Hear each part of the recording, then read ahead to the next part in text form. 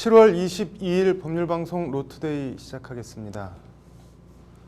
특정 사업을 위해 자금이 필요한 사람과 여기에 투자할 사람들을 직접 연결해주는 P2P 대출이라는 게 있습니다. 은행 등 기존 금융권을 통하지 않는 일종의 개인 간 금융인데 오늘 로투데이는 이 P2P 관련한 내용 집중 보도해 드리겠습니다. 먼저 법정 최고금리를 넘는 이자를 받은 혐의로 영업정지 위기에 처했던 P2P 업체들에 대한 금융위원회 제재 수위가 낮아졌다고 하는데 창한지 기자의 리포트 보시겠습니다.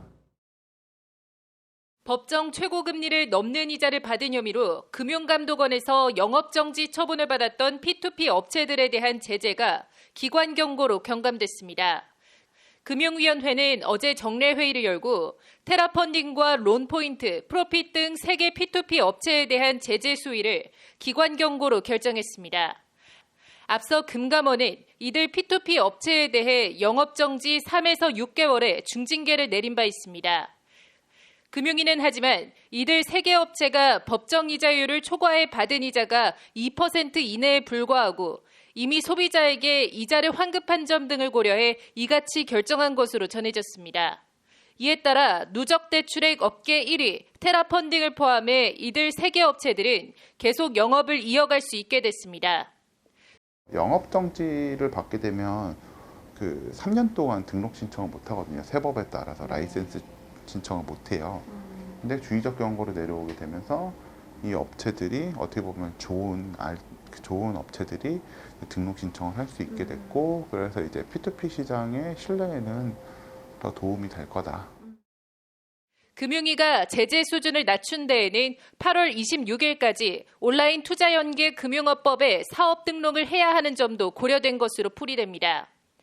시장 선도업체들이 영업정지 처분에 따라 온라인 투자연계 금융업 등록을 못하게 되는 경우 시장에 미칠 영향을 금융위가 고려했던 겁니다. 만약에 영업정지를 받게 되면 올해 8월까지 이 제재 대상 업체들이 등록을 할 수 없게 되고, 이 업체들이 상당히 우수한 업체들이기 때문에 이제 금융위원회도 이제 이 업체들이 등록할 수 있는 길을 열어주기 위해서 이제 P2P 업체는 그동안 대부업법상 온라인 대출정보 연계 대부업자로 등록해 영업을 해왔습니다. 그런데 지난해 8월 27일 시행된 온라인 투자연계 금융업법의 1년 유예기간이 끝나는 다음 달 8월 26일까지는 온투법에 따라 새로 사업 등록을 마쳐야 합니다. 8월 26일까지 사업 등록을 하지 못한 업체는 대부업으로 전환을 하거나 폐업 수순을 밟아야 합니다. 법률방송 장은지입니다. P2P 업체에 대한 영업정지 징계가 기관 경고로 낮아지면서 일단 급한 불은 껐지만 풀어야 할 문제도 여전히 있다고 합니다. 온라인 투자 연계 금융업법이 시행되면 어떻게 달라지는지, 풀어야 할 과제는 어떤 점이 있는지 짚어봤습니다. 장한지 기자의 리포트 이어서 보시겠습니다. 금감원에 따르면 5월 말 기준 P2P 연계 대부업 라이선스를 가지고 있는 업체는 8%와 피플펀드 등 87곳에 달합니다. 온투법 도입 직전인 지난해 8월 말 236곳에 비하면 3분의 2가량 줄어든 수치입니다.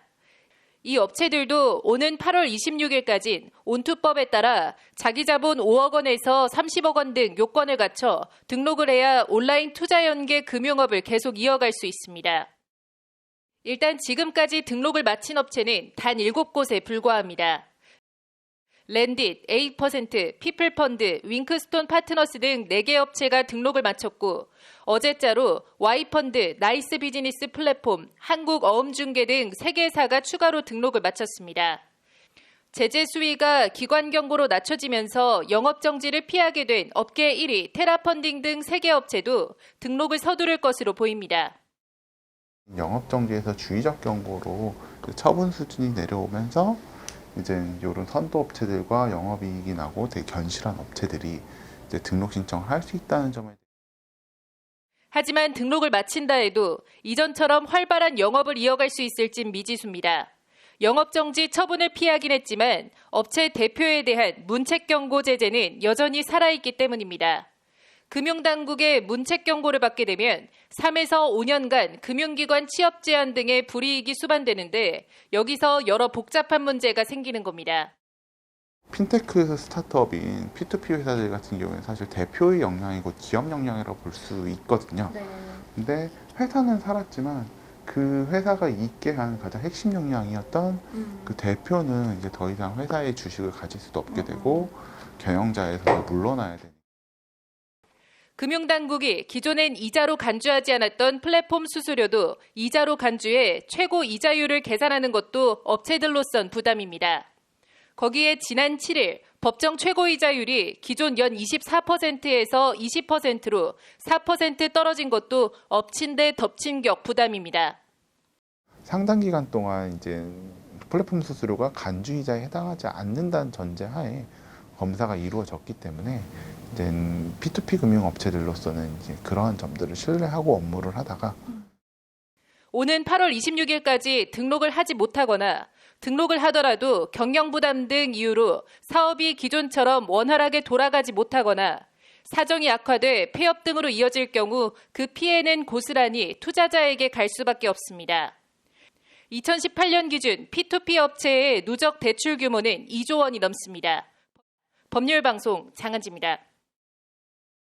네, P2P 금리 제재 얘기 계속 해보겠습니다. 금융감독기관 징계에서 업체들을 대리한 차상진 변호사를 스튜디오에 모셨습니다. P2P 업체 입장에서는 좀 억울한 면이 있었다고 하는데 어떤 내용인가요? 네, 우선 그 금융위원회의 좀 합리적인 판단에 대해서 네. 이제 환영을 하기는 하지만 네.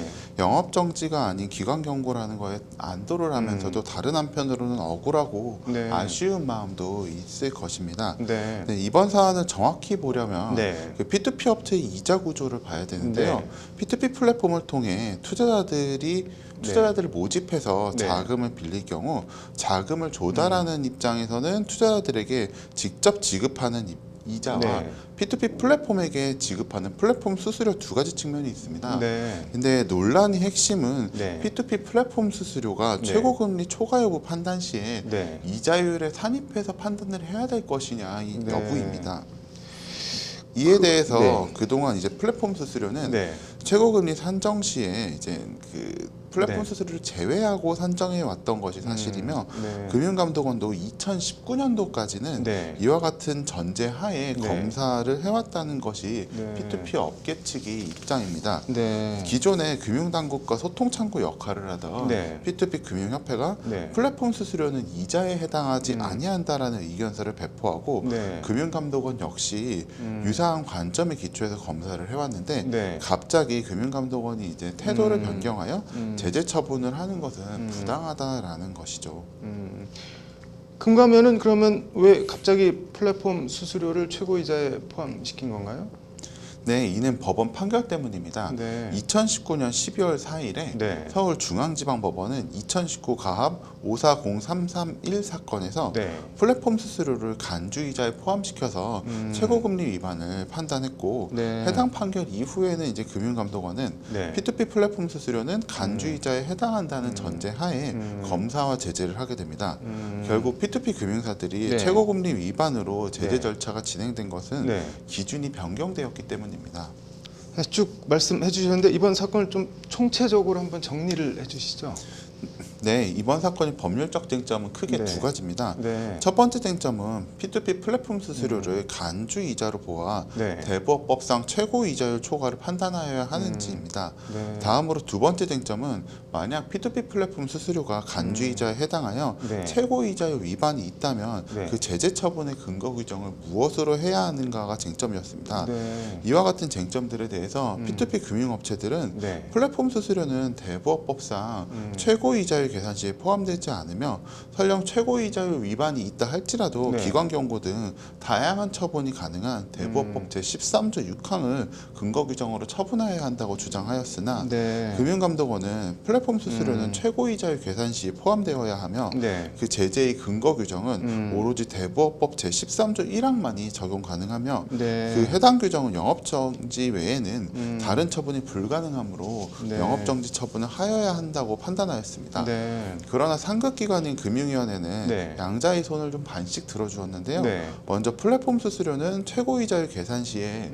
이자에 포함되어야 한다고 판단한 점에 대해서는 금융감독원이 손을 들어주었지만 네. 제재 처분의 근거 규정은 금융감독원이 판단과는 달리 네. 다양한 처분이 가능한 대부업법 제13조 6항을 기준으로 하여야 한다라고 판단을 하였습니다.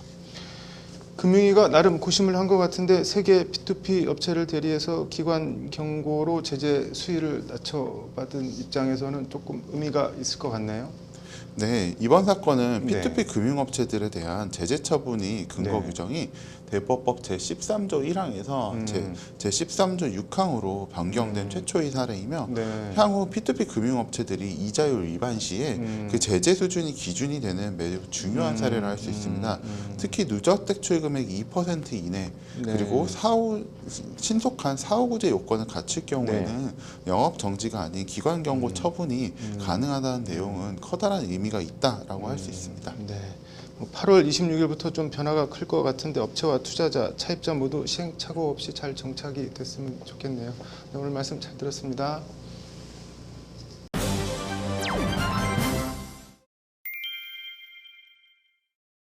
대법원이 기존 판례를 변경해 부당하게 받아간 보험금을 보험사가 돌려달라고 청구할 수 있는 법적 시효는 상법상 소멸시효인 5년을 적용해야 한다고 판결했습니다. 대법원 전원합의체는 교보생명이 보험가입자 A씨 등을 상대로 낸 보험계약 무효 확인 청구 소송 상고심에서 재판관 전원 일치 의견으로 원고 일부 승소로 판결한 원심을 확정했습니다. 대법원은 민사 소멸시효인 10년이 아닌 5년의 상사 소멸시효를 적용한 원심 판결에 잘못이 없다며 보험사 상고를 기각했습니다. 고위공직자범죄수사처가 지난 15일부터 진행한 검사 공개 모집 원서 접수 마감 결과 10명 모집에 71명이 지원했다고 밝혔습니다. 2명을 뽑는 부장검사 모집에는 5명, 8명을 선별하는 평검사 모집에는 66명이 지원서를 냈습니다. 경쟁률은 각각 2대1, 8대1 수준으로 상반기 검사 공개 모집과 비교해 다소 낮아졌습니다. 공수처는 원서 접수 이후 서류 전형, 면접 시험, 인사위원회 추천, 대통령 임명 순으로 임용이 진행될 예정이라며 이르면 10월쯤 임명이 이루어질 것이라고 전했습니다. 드루킹 댓글 조작에 관여한 혐의로 대법원에서 징역 2년을 확정받고 재수감을 앞둔 김경수 전 경남지사가 경남 진해시 진영읍 봉하마을 노무현 전 대통령 묘역을 참배했다고 합니다. 누구를 원망하고 누구를 탓하랴. 오늘 뉴스 사자성어는 수원수구 얘기해보겠습니다. 김경수 전 지사 측에 따르면 유죄 확정 이후 관사에 머무르던 김 전 지사는 어제 저녁 가족과 함께 조용히 봉하마을을 다녀온 것으로 전해졌습니다. 노무현 전 대통령의 마지막 비서관으로 불리는 김 전 지사에게 봉하마을은 옛 주군이 묻혀있는 마음의 고향이자 정치적 고향이기도 합니다. 친노, 친문의 적자 김경수 전 지사는 어제 징역 2년 확정 판결로 차기 대선은 물론 2027년 치러지는 차차기 대선도 사실상 출마가 불가능해졌습니다. 이번 대법 판결에 표현할 수 없는 아픔을 느낀다. 김 전 지사 실형 확정에 추미애 전 법무부 장관이 어제 자신의 페이스북에 올린 글입니다. 김경수 지사의 오랜 정치적 동지로서 저는 그때나 지금이나 김경수 지사의 결백함을 믿는다는 게 추 전 장관의 말입니다.